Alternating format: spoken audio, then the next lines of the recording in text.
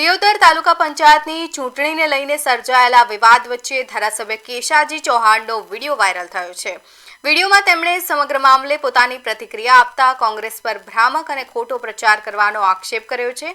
કેશાજી ચૌહાણે જણાવ્યું કે ચૂંટણી પ્રક્રિયા દરમિયાન ભાજપનો કોઈ કાર્યકર ઘટના સ્થળે હાજર ન હતો અને કોંગ્રેસ દ્વારા ખોટી માહિતી ફેલાવવામાં આવી રહી છે। તેમણે પ્રાંત અધિકારી પર થયેલા હુમલાને લોકશાહીનું હનન ગણાવી તેની નિંદા કરી હતી। ધારાસભ્યએ વધુમાં આરોપ લગાવ્યા છે કે કોંગ્રેસે કાયદો અને વ્યવસ્થા પોતાના હાથમાં લેવાનો પ્રયાસ કર્યો હતો, જેના કારણે સમગ્ર વિવાદ ઉભો થયો છે। તેમણે જણાવ્યું કે ચૂંટણી પ્રક્રિયા પારદર્શક રીતે યોજાય તે માટે તંત્ર દ્વારા જરૂરી તમામ વ્યવસ્થાઓ કરવામાં આવી હતી।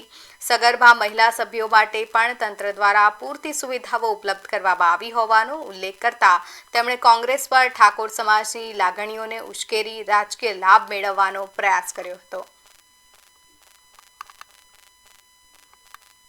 કે આપણું લક્ષ્ય કે વિકસિત ભારત, આપણું લક્ષ્ય વિકસિત ગુજરાત, આપણું લક્ષ્ય વિકસિત દિયોદર વિસ્તાર, વિકસિત થરાદ વાવ જિલ્લો, આ લક્ષ્યને હાંસલ કરવા માટે થઈ અને આપણે આ કોંગ્રેસની કોઈ ભ્રામક વાતોમાં ફસાયા સિવાય આપણે આપણું લક્ષ્ય હાંસલ કરવા માટે સૌ વિકાસના કાર્યની અંદર જોડાઈ જઈએ એવી આપ સૌને મારી વિનંતી છે।